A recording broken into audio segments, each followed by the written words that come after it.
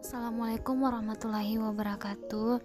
Baiklah, di sini saya akan menjelaskan sebuah ilustrasi bergambar tentang sekumpulan spesies burung.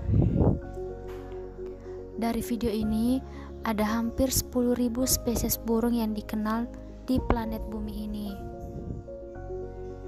Namun, bagaimana mereka berkembang menjadi begitu banyak dan memiliki bentuk yang unik? Nah, dari beberapa gambar burung ini, mereka memiliki berbagai warna, bentuk, dan ukuran yang berbeda. Dari bukti genetik, kita tahu semua 39 spesies ini adalah hewan yang hidup di dataran, seperti contohnya adalah burung gagak. Dan proses yang menyebabkan spesies yang satu ini terpecah menjadi banyak disebut spesiasi. Baiklah, sini kita akan menjelaskan apa arti dari spesies. Nah, menurut definisi klasik, spesies adalah kelompok yang sebenarnya atau populasi alami yang berpotensi kawin silang yang secara reproduktif terisolasi dari kelompok lain. Spesiasi dimulai ketika kelompok menjadi terpisah di ruang atau menjadi cukup berbeda dalam bentuk dan perilaku yang individu dari suatu kelompok dan tidak lagi kawin secara teratur dengan individu di luar grup. Salah satu cara bagi spesies baru untuk berkembang dimulai ketika beberapa individu menjelajah wilayah baru yang berada di luar wilayah asalnya. Contohnya kita ambil adalah gunung berapi, pulau yang naik dari laut dilepas pantai dari daratan. Lebih dari jutaan tahun seiring pulau ini tumbuh lebih besar dan kurang aktif secara vulkanik, di sini tanaman mulai tumbuh tetapi belum ada burung yang hidup di sini. Lalu suatu hari burung dari spesies umum di daratan dihancurkan oleh badai dan memulai populasi baru. Jika burung-burung ini bergerak di antara pulau dan daratan, jarang kondisi ini untuk isolasi reproduksi ditetapkan dan populasi pulau yang baru sedang dalam perjalanan untuk menjadi spesies baru. Lebih dari ribuan generasi, dua populasi akan dibentuk secara alami dan seleksi seksual ke dalam bentuk terpisah, masing-masing memiliki sidik jari genetik yang unik. Dapat kita lihat pada kedua gambar burung ini.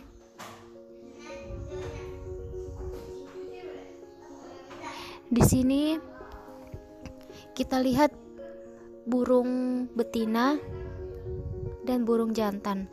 Burung betina ini berasal dari daratan dan pasangannya ini burung jantan ini berasal dari pulau. Setelah 200 generasi dan isolasi, kedua burung ini akankah mereka kawin? Tampaknya kedua burung ini masih saling mengenali satu sama lain sebagai anggota spesies yang sama. Bagaimana kalau setelah 1000 generasi isolasi lagi? Nah, burung betina ini menemukan kicauan burung jantan ini agak aneh, tapi dia masih memilih untuk bertemu dengan burung jantan ini. Nah, bagaimana kalau menjadi 10.000 generasi isolasi? Kali ini kedua burung ini, burung betina ini bahkan tidak mengenali burung jantan ini dan tidak tertarik sama sekali. Jika preferensi kawin betina ini tersebar luas di seluruh populasi, kita dapat melihat di sini ada sebuah daratan dan pulau.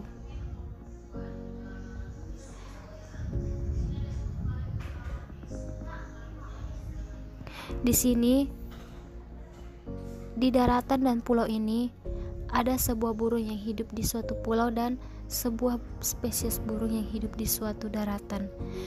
Di sini karena burung ini menghindari penerbangan melintasi lautan terbuka, maka burung pulau ini tidak secara teratur menjumpai burung yang hidup di daratan, karena gen dari dua populasi ini tidak lagi bercampur.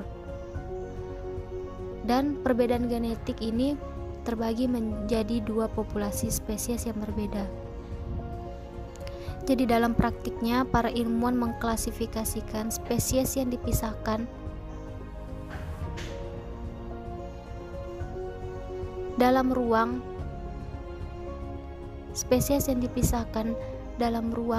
oleh perbedaan genetik mereka, bukan dengan mengamati kencan buta.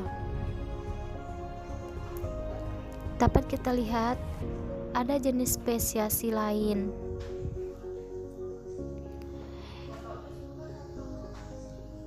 Ini bisa terjadi ketika suatu habitat terbagi dan populasi burung yang pernah menyebar luas menjadi terfragmentasi. Dapat kita lihat pulau tumbuh lebih besar dari waktu ke waktu dan gunung berapi semakin berkembang. Pada bagian gunung tengah ini terbentuk lembah di sepanjang pantai timur.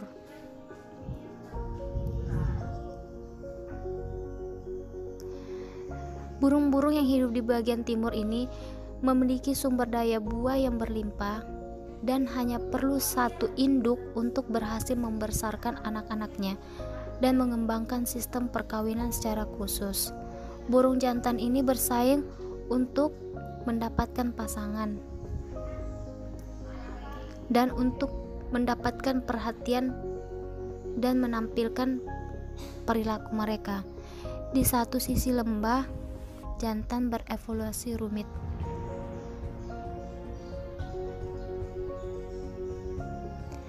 Pada saat yang sama, burung-burung yang hidup di sebelah barat secara konsisten lebih berurusan dengan makanan, dan mereka tidak mengembangkan sistem perkawinan secara khusus.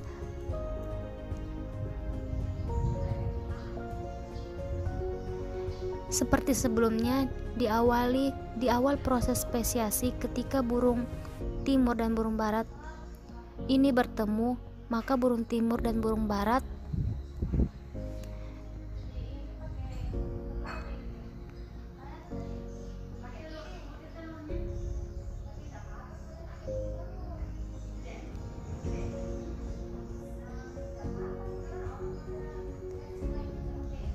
seiring berlalunya generasi,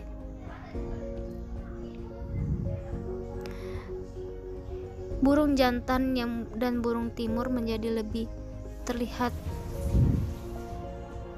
mewah, dan burung betina yang hidup di sebelah barat mulai menemukan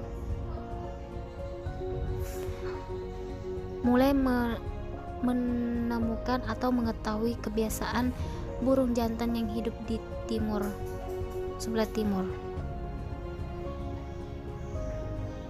Mereka saling mengetahui sifat-sifat burung yang hidup di sebelah barat maupun sifat-sifat burung yang hidup di sebelah timur.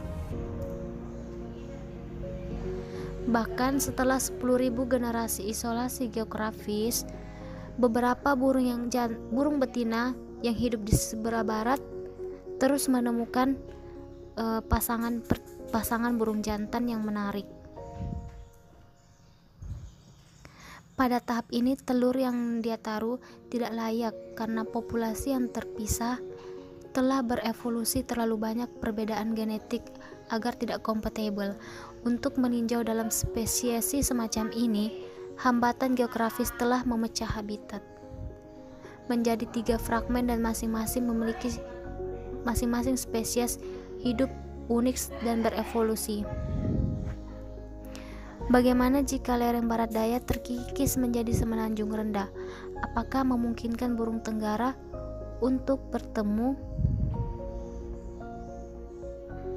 berbaur dengan burung yang hidup di sebelah barat? Pada saat ini, sistem perkawinan mereka sama sekali berbeda, dan kedua spesies burung ini tidak dapat saling berbaur dan tidak dapat membuat keturunan.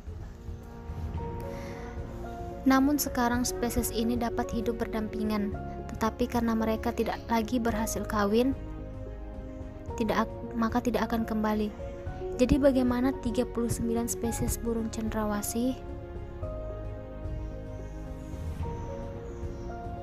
berevolusi dari satu leluhur seperti gagak yang hidup di Papua Nugini dan pulau-pulau